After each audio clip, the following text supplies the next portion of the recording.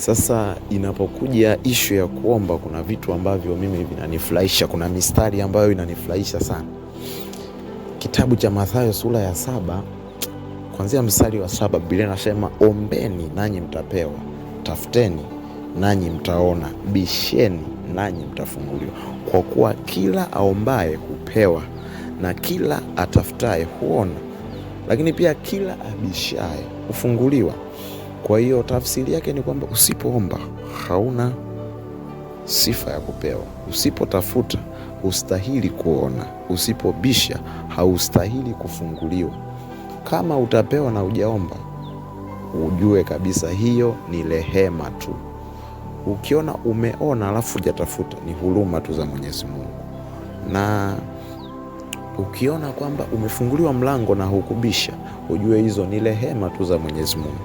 Kwa Mungu ametupa jukumu la kuomba, lakini pia mambo mengi anatupa sio kwa sababu tumeomba, au sio kwa sababu tumeomba tu vizuri. Mambo mengi anatufanyia kwa sababu tu ya rehema na huruma zake. Kwa sababu kuna muda tunaomba lakini hatuombi vizuri. Biblia inasema mwaomba hampati kwa sababu mwaomba vibaya. Kuna wakati tunaomba vibaya, isipokuwa ni mpaka pale Roho wake atakapokuwa ametokoo. Kuomba tu ndo kibali pekee cha wewe kupokea, ukiachana na rehema za Mungu.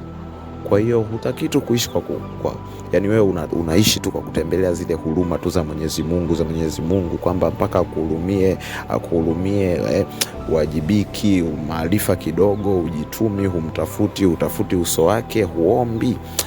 Unaishi tu kwa rehema tu.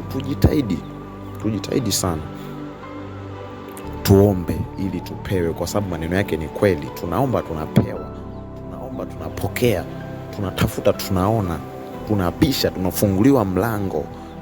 Milango ya kiroho inafunguka tunapoomba, milango ya mafanikio inafunguka, milango ya elimu, kufanya vizuri katika elimu inafunguka, milango ya uchumi inafunguka, mahusiano na watu wengine katika jamii yanakaa vizuri kwa sababu tunakuwa tumeomba.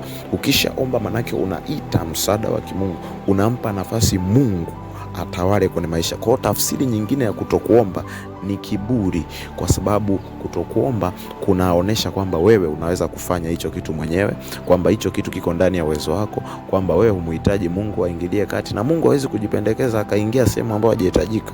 Mungu ni kweli ana nguvu, ana uwezo, lakini utendaji kazi wake unategemea na kanuni alizoziweka. Anaweza akakuangalia kweli akakuhurumia, lakini ili aachilie msaada anarejea kwenye kanuni zake alizoziweka. Hujakizi vigezo na masharti, itabidi usubiri kwanza huruma na rehema za Mwenyezi Mungu.